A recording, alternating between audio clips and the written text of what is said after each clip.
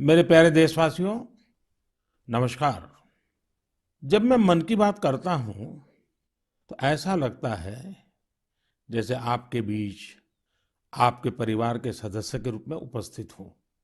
हमारी छोटी-छोटी बातें जो एक दूसरे को कुछ सिखा जाए, जीवन के खट्टे-मीठे अनुभव जो जी भर के जीने की प्रेरणा बन जाए, बस यही तो है मन की बात। आज 2021 की जनवरी का आखिरी दिन है। क्या आप भी मेरी तरह ये सोच रहे हैं कि अभी कुछ ही दिन पहले तो 2021 शुरू हुआ था? लगता ही नहीं कि जनवरी का पूरा महीना बीत गया है।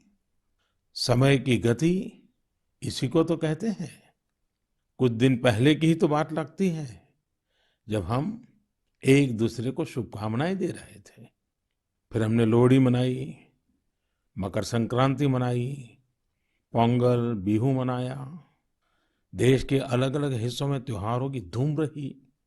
23 जनवरी को हमने नेताजी सुभाष चंद्र बोस के जन्मदिन को पराक्रम दिवस के तौर पर मनाया और 26 जनवरी को गणतंत्र दिवस की शानदार परेड भी देखी। राष्ट्रपति जी द्वारा संसद के संयुक्त सत्र को संबोधन के बाद बजट सत्र भी शुरू हो गया है। इन सभी के बीच एक और कार्य हुआ जिसका हम सभी को बहुत इंतजार रहता है। ये है पद्म पुरस्कारों की घोषणा। राष्ट्र ने असाधारण कार्य कर रहे लोगों को उनकी उपलब्धियां और मानवता के प्रति उनके योगदान के लिए सम्मानित किया। इस साल भी पुरस्कार पाने वालों में वे लोग शामिल हैं जिन्होंने अलग-अलग क्षेत्रों में बेहतरीन काम किया है। अपने कामों से किसी का जीवन बदला है, देश को आगे बढ़ाया है।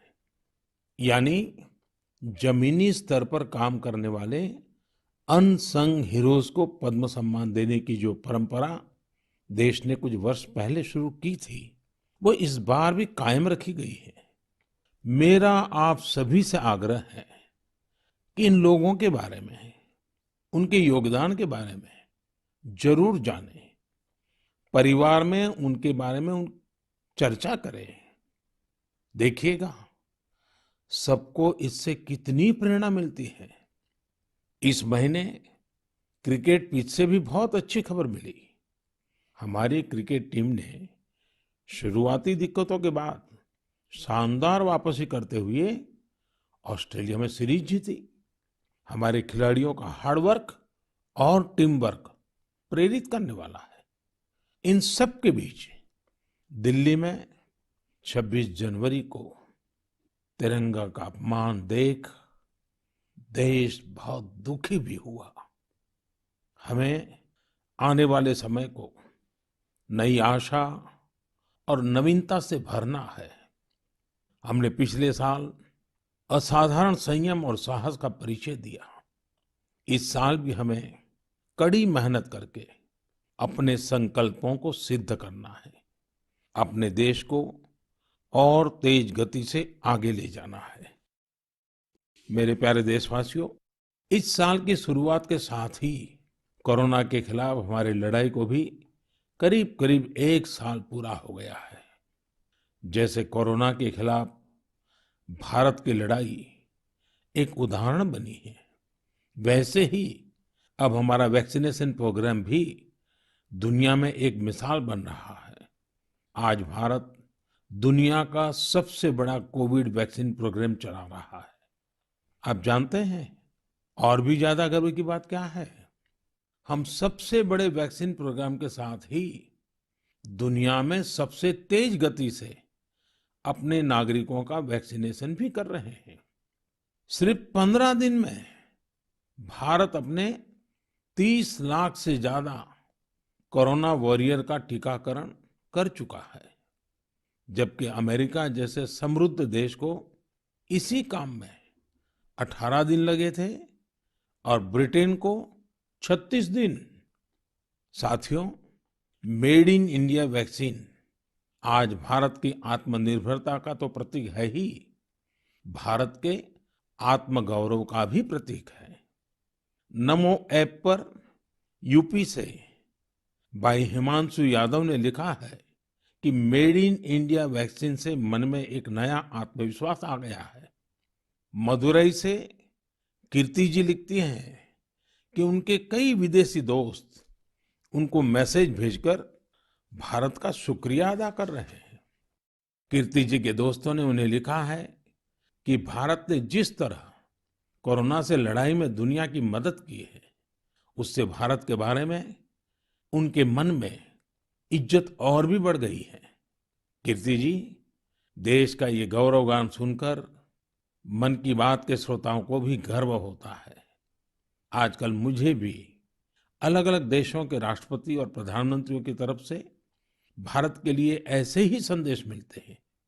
आपने भी देखा होगा, अभी ब्राजील के राष्ट्रपति ने ट्वीट करके जिस तरह से भारत को धन्यवाद दिया है, वो देखकर हर भारतीय को कितना अच्छा लगा। हजारों किलोमीटर दूर दुनिया के दूर सुदूर कोने के निवासियों को रामायण के उस प्रसंग की इतनी गहरी जानकारी है, उनके मन पर गहरा प्रभाव है। ये हमारी संस्कृति की विशेषता है। साथियों, इस वैक्सीनेशन कार्यक्रम में आपने एक और बात पर अवश्य ध्यान दिया होगा। संकट के समय में भारत दुनिया की सेवा इसलिए कर पा रहा है क्योंकि भारत आज दवाओं और वैक्सीन को लेकर सक्षम है, आत्मनिर्भर है। यही सोच आत्मनिर्भर भारत अभियान की भी है।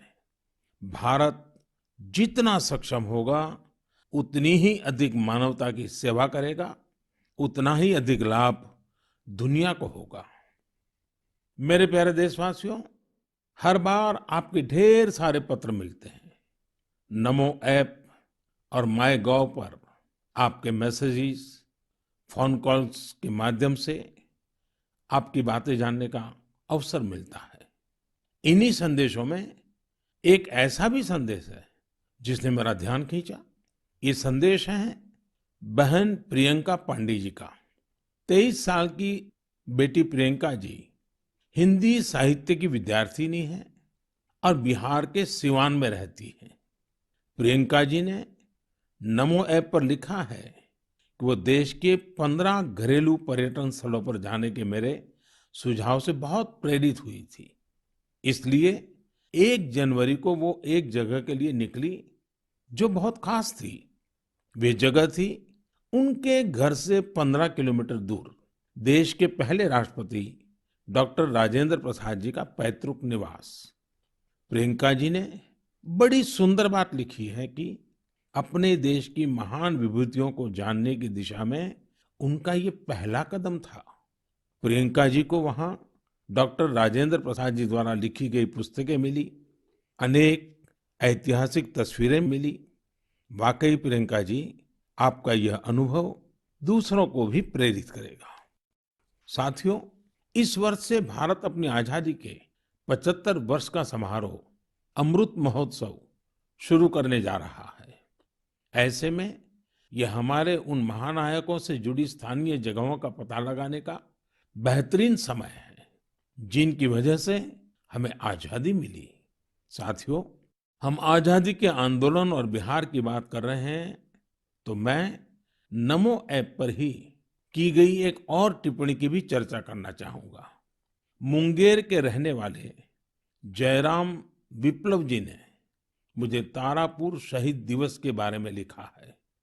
15 फरवरी 1932 को देशभक्तों की एक टोली के कई वीर नौजवानों की अंग्रेजों ने बड़ी ही निर्ममता से हत्या कर दी थी। उनका एकमात्र अपराध यह था कि वे वंदे मातरम और भारत माँ की जय के नारे लगा रहे थे। मैं उन शहीदों को नमन करता हूँ और उनके साहस का श्रद्धापूर्वक स्मरण करता हूँ। मैं जयराम विप्लव जी को धन्यवाद देना चाहता हूँ। वे एक ऐसी घटना को देश के सामने लेकर आए जिस पर उतनी चर्चा नहीं हो पाई जितनी होनी चाहिए थी। मेरे प्यारे देशवासियों, भारत के हर हिस्से में, हर शहर, कस्बे और गांव में आजादी की लड़ाई पूरी ताकत के साथ लड़ी गई थी। भारत भूमि के हर कोने में ऐसे महान सपूतों और वीरांगनाओं ने जन्म लिया जिन्होंने राष्ट्र के लिए अपना जीवन न्योछावर कर दिया। ऐसे में यह बहुत महत्वपूर्ण है कि हमारे लिए किए गए उनके संघर्षों और उनसे जुड़ी यादों को हम संजो कर रखें और इसके लिए उनके बारे में लिखकर हम अपनी भावी पीढ़ियों के लिए उनकी स्मृतियों को जीवित रख सकते हैं। मैं सभी देशवासियों को और खास करके अपने युवा साथियों को आह्वान करता हूं कि ये देश के स्वतंत्रता सेनानियों के बारे में, आजादी से जुड़ी घटनाओं के बारे में लिखें। अपने इलाके में स्वतंत्रता संग्राम के दौर की वीरता की गाथाओं के बारे में किताबें लिखें। अब जबकि भारत अपनी आजादी के 75 वर्ष मनाएगा, तो आपका लेखन आजादी के नायकों के प्रति उत्तम श्रद्धांजलि होगी।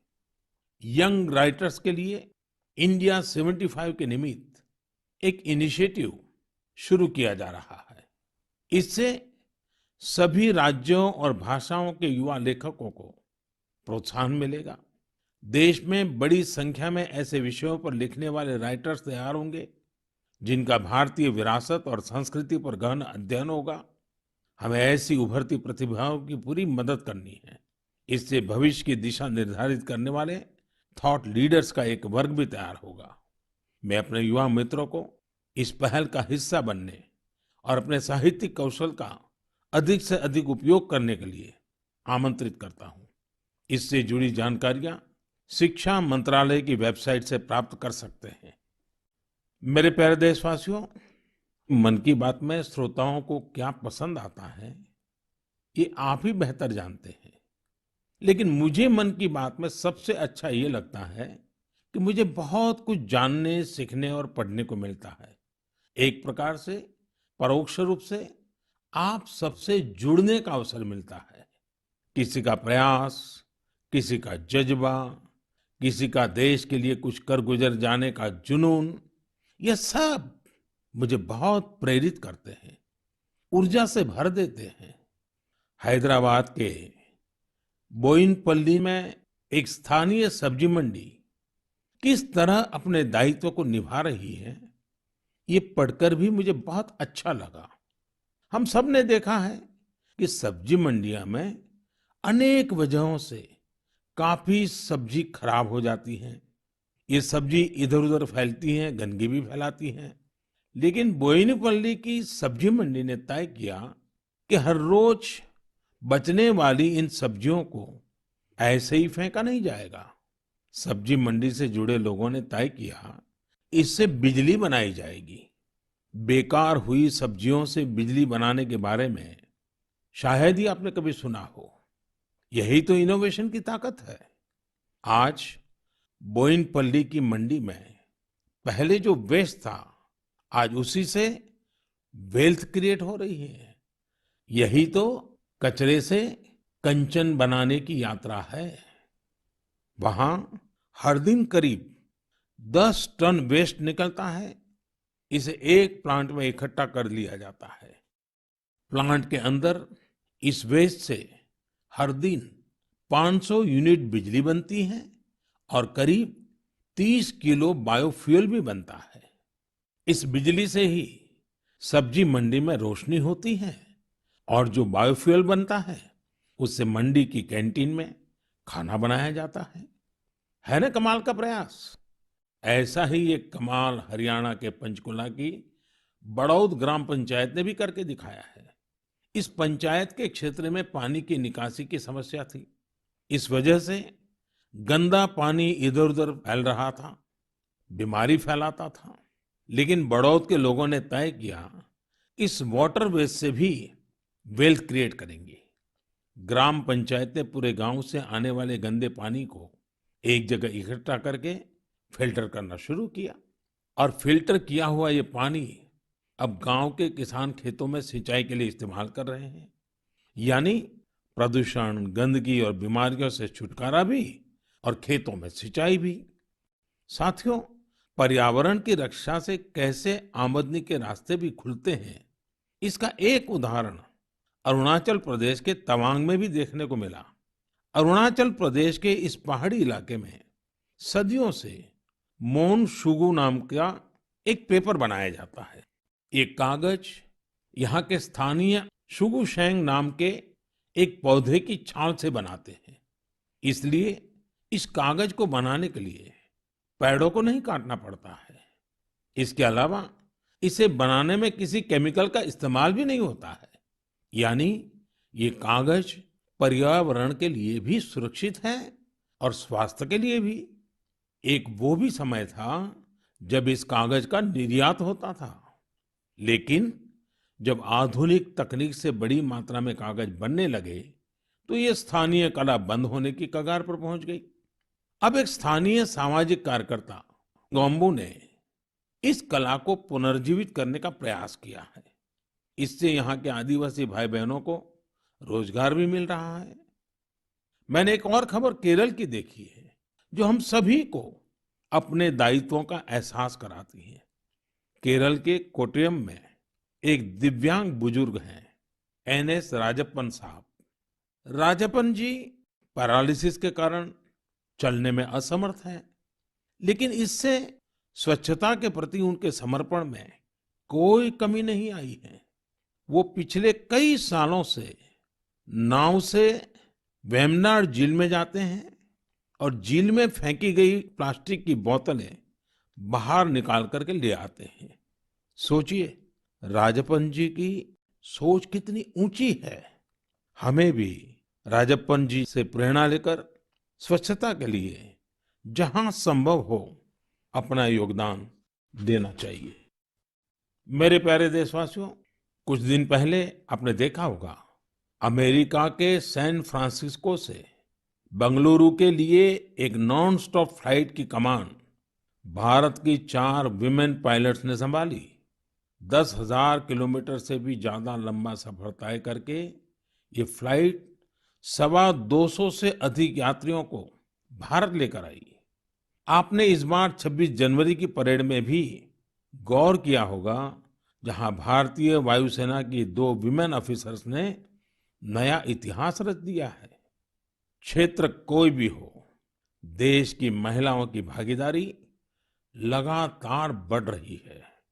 लेकिन अक्सर हम देखते हैं कि देश के गांवों में हो रहे इसी तरह के बदलाव की उतनी चर्चा नहीं हो पाती। इसलिए जब मैंने एक खबर मध्य प्रदेश के जबलपुर की देखी तो मुझे लगा कि इसका जिक्र तो मुझे मन की बात में जरूर करना चाहिए। ये खबर बहुत प्रेरणा देने वाली है। जबलपुर के चिचगांव में कुछ आदिवासी महिलाएं एक राइस मिल में दिहाड़ी पर काम करती थी। कोरोना वैश्विक महामारी ने जिस तरह दुनिया के हर व्यक्ति को प्रभावित किया, उसी तरह ये महिलाएं भी प्रभावित हुई। उनकी राइस मिल में काम रुक गया। स्वाभाविक है कि इससे आमदनी की भी दिक्कत आने लगी, लेकिन ये निराश नहीं हुई। इन्होंने हार नहीं मानी। इन्होंने तय किया कि ये साथ मिलकर अपनी खुद की राइस मिल शुरू करेगी। जिस मिल में ये काम करती थी, वो अपनी मशीन भी बेचना चाहती थी। इनमें से मीना रहंगडाले जी ने सब महिलाओं को जोड़कर स्वयं सहायता समूह बनाया और सबने अपनी बचाई हुई पूंजी से पैसा जुटाया। जो पैसा कम पड़ा, उसके लिए आजीविका मिशन के तहत बैंक से कर्ज ले लिया। और अब देखिए, इन आदिवासी बहनों ने वही राइस मिल खरीद ली जिसमें वो कभी काम किया करती थी। आज वो अपनी खुद की राइस मिल चला रही हैं। इतने ही दिनों में इस मिल ने करीब 3 लाख रुपए का मुनाफा भी कमा लिया है। इस मुनाफे से मीना जी और उनकी साथी सबसे पहले बैंक का लोन चुकाने और फिर अपने व्यापार को बढ़ाने के लिए तैयारी कर रही है। कोरोना ने जो परिस्थितियां बनाई, उससे मुकाबले के लिए देश के कोने-कोने में ऐसे अद्भुत काम हुए हैं। मेरे प्यारे देशवासियों, अगर मैं आपसे बुंदेलखंड के बारे में बात करूं, तो वो कौन सी चीजें हैं जो आपके मन में आएगी? इतिहास में रुचि रखने वाले लोग इस क्षेत्र को झांसी की रानी लक्ष्मीबाई के साथ जोड़ेंगे। वहीं कुछ लोग सुंदर और शांत ओरछा के बारे में सोचेंगे। कुछ लोगों को इस क्षेत्र में पड़ने वाली अत्यधिक गर्मी की भी याद आ जाएगी। लेकिन इन दिनों यहाँ कुछ अलग हो रहा है जो काफी उत्साहवर्धक है और जिसके बारे में हमें जरूर जानना चाहिए। पिछले दिनों झांसी में 1 महीने तक चलने वाला स्ट्रॉबेरी फेस्टिवल शुरू हुआ।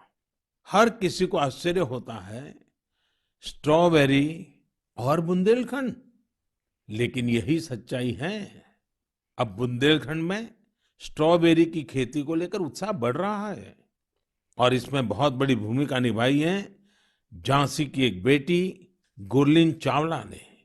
लॉ की छात्रा गुरलीन ने पहले अपने घर पर और फिर अपने खेत में स्ट्रॉबेरी की खेती का सफल प्रयोग कर ये विश्वास जगाया है कि झांसी में भी ये हो सकता है। झांसी का strawberry festival stay at home concept पर जोर देता है। इस महोत्सव के माध्यम से किसानों और युवाओं को अपने घर के पीछे खाली जगह पर या छत पर टेरेस गार्डन में बागवानी करने और स्ट्रॉबेरीज उगाने के लिए प्रोत्साहित किया जा रहा है। नई टेक्नोलॉजी की मदद से ऐसे ही प्रयास देश के अन्य हिस्सों में भी हो रहे हैं। जो स्ट्रॉबेरी कभी पहाड़ों की पहचान थी, वो अब कच्छ की रेतीली जमीन पर भी होने लगी हैं। किसानों की आय बढ़ रही है। साथियों, स्ट्रॉबेरी फेस्टिवल जैसे प्रयोग इनोवेशन की स्पिरिट को तो प्रदर्शित करते ही हैं, साथ ही यह भी दिखाते हैं कि हमारे देश का कृषि क्षेत्र कैसे नई टेक्नोलॉजी को अपना रहा है। साथियों, खेती को आधुनिक बनाने के लिए सरकार प्रतिबद्ध है और अनेक कदम उठा भी रही है। सरकार के प्रयास आगे भी जारी रहेंगे। मेरे प्यारे देशवासियों, कुछ ही दिन पहले मैंने एक वीडियो देखा। वह वीडियो पश्चिम बंगाल के वेस्ट मिदनापुर स्थित नया पिंगला गांव के एक चित्रकार सरमुद्दीन का था। वो प्रसन्नता व्यक्त कर रहे थे कि रामायण पर बनाई उनकी पेंटिंग 2 लाख रुपए में बिकी है। इससे उनके गांव वालों को भी काफी खुशी मिली है। इस वीडियो को देखने के बाद मुझे इसके बारे में और अधिक जानने की उत्सुकता हुई। इसी क्रम में मुझे पश्चिम बंगाल से जुड़ी एक बहुत अच्छी पहल के बारे में जानकारी मिली, जिसे मैं आपके साथ जरूर साझा करना चाहूंगा। पर्यटन मंत्रालय के रीजनल ऑफिस ने महीने के शुरू में ही बंगाल के गांवों में एक इनक्रेडिबल इंडिया वीकेंड गेटवे की शुरुआत की। इसमें पश्चिम मिदनापुर, बांकुरा, बीरभूम, पुरुलिया, पूर्व बर्धमान, वहां के हस्तशिल्प कलाकारों ने विजिटर्स के लिए हैंडीक्राफ्ट वर्कशॉप आयोजित की। मुझे यह भी बताया गया कि इनक्रेडिबल इंडिया वीकेंड गेटवे के दौरान हैंडीक्राफ्ट की जो कुल बिक्री हुई, वो हस्तशिल्पकारों को बेहद प्रोत्साहित करने वाली है।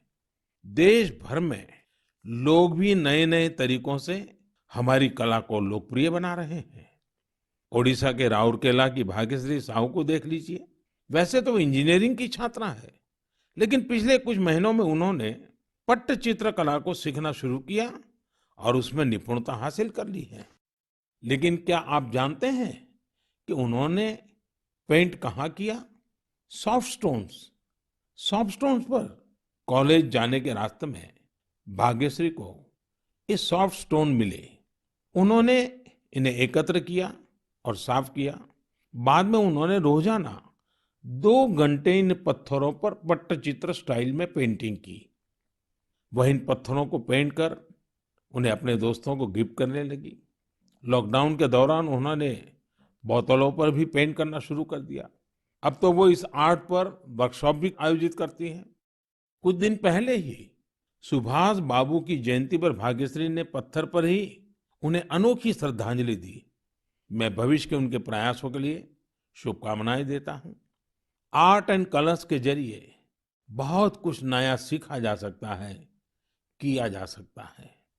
झारखंड के दुमका में किए गए एक ऐसे ही अनुपम प्रयास के बारे में मुझे बताया गया। यहाँ मिडिल स्कूल के एक प्रिंसिपल ने बच्चों को पढ़ाने और सिखाने के लिए गांव की दीवारों को ही अंग्रेजी और हिंदी के अक्षरों से पेंट करवा दिया। साथ ही उसमें अलग-अलग चित्र भी बनाए गए हैं। इससे गांव के बच्चों को काफी मदद मिल रही है। मैं ऐसे सभी लोगों का अभिनंदन करता हूं जो इस प्रकार के प्रयासों में लगे हैं। मेरे प्यारे देशवासियों, भारत से हजारों किलोमीटर दूर, कई महासागरों, महाद्वीपों के पार एक देश है जिसका नाम है चिले। भारत से चिले पहुंचने में बहुत अधिक समय लगता है, लेकिन भारतीय संस्कृति की खुशबू वहां बहुत समय पहले से ही फैली हुई है। एक और खास बात यह है कि वहां पर योग बहुत अधिक लोकप्रिय है। आपको यह जानकर अच्छा लगेगा कि चिले की राजधानी सैंटियागो में 30 से ज्यादा योग विद्यालय हैं। चिले में अंतर्राष्ट्रीय योग दिवस भी बड़े ही उत्साह से मनाया जाता है। मुझे बताया गया है कि हाउस ऑफ डेप्यूटीज में योग दिवस को लेकर बहुत ही गर्मजोशी भरा माहौल होता है। कोरोना के इस समय में इम्यूनिटी पर जोर और इम्यूनिटी बढ़ाने में योग की ताकत को देखते हुए अब वे लोग योग को पहले से कहीं ज्यादा महत्व दे रहे हैं। चिले की कांग्रेस यानी वहां की पार्लियामेंट ने एक प्रस्ताव पारित किया है। वहां 4 नवंबर को नेशनल योगा डे घोषित किया गया है। अब आप ये सोच सकते हैं कि आखिर 4 नवंबर में ऐसा क्या है। 4 नवंबर 1962 को ही चिले का पहला योग संस्थान होजे राफाल एस्ट्राडा द्वारा स्थापित किया गया था। इस दिन को नेशनल योगा डे घोषित करके एस्ट्राडा जी को भी श्रद्धांजलि दी गई है। चिले की पार्लियामेंट द्वारा यह एक विशेष सम्मान है जिस पर हर भारतीय को गर्व है। वैसे चिले की संसद से जुड़ी एक और बात आपको दिलचस्प लगेगी। चिले सीनेट के वाइस प्रेसिडेंट का नाम रविंद्रनाथ क्विंटेरॉस है। उनका यह नाम विश्व कवि गुरुदेव टैगोर से प्रेरित होकर रखा गया है। मेरे प्यारे देशवासियों, माय गॉव पर महाराष्ट्र के जालना के डॉक्टर स्वप्निल मंत्री और केरल के पलक्कड़ के प्रहलाद राजगोपालन ने आग्रह किया है कि मैं मन की बात में सड़क सुरक्षा पर भी आपसे बात करूं।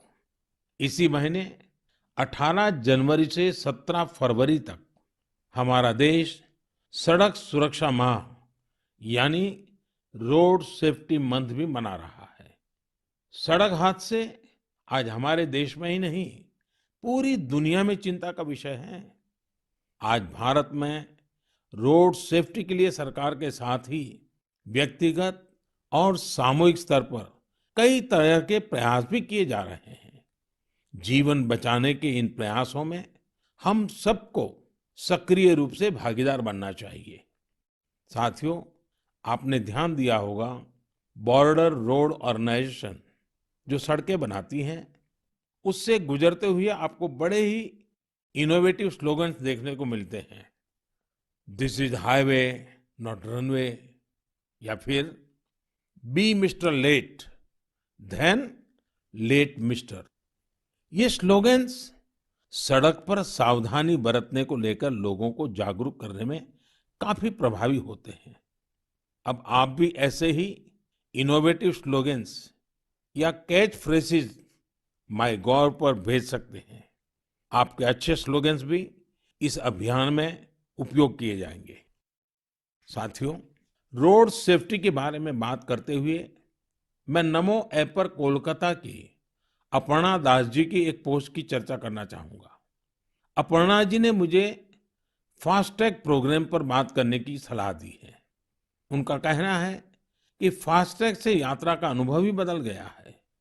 इससे समय की तो बचत होती ही है, टोल प्लाजा पर रुकने, कैश पेमेंट की चिंता करने जैसी दिक्कतें भी खत्म हो गई हैं।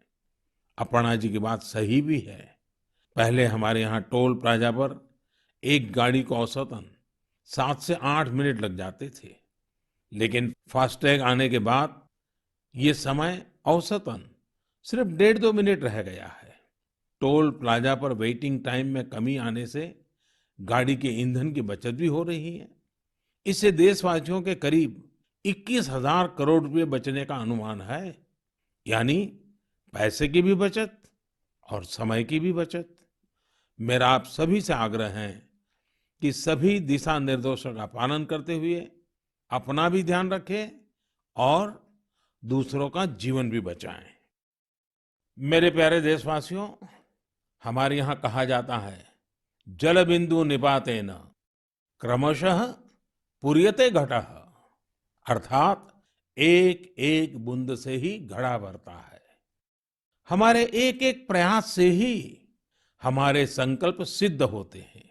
इसलिए 2021 की शुरुआत जिन लक्ष्यों के साथ हमने की है, उनको हम सबको मिलकर ही पूरा करना है। तो आइए हम सब मिलकर इस साल को सार्थक करने के लिए अपने अपने कदम बढ़ाएं। आप अपना संदेश, अपने आइडियाज जरूर भेजते रहिएगा। अगले महीने हम फिर मिलेंगे। इति विदा, पुनर्मिलनाय। इस वीडियो को लाइक करें, हमारे चैनल को सब्सक्राइब कर बेल आइकन जरूर प्रेस करें हमारी न्यू वीडियो सबसे पहले देखने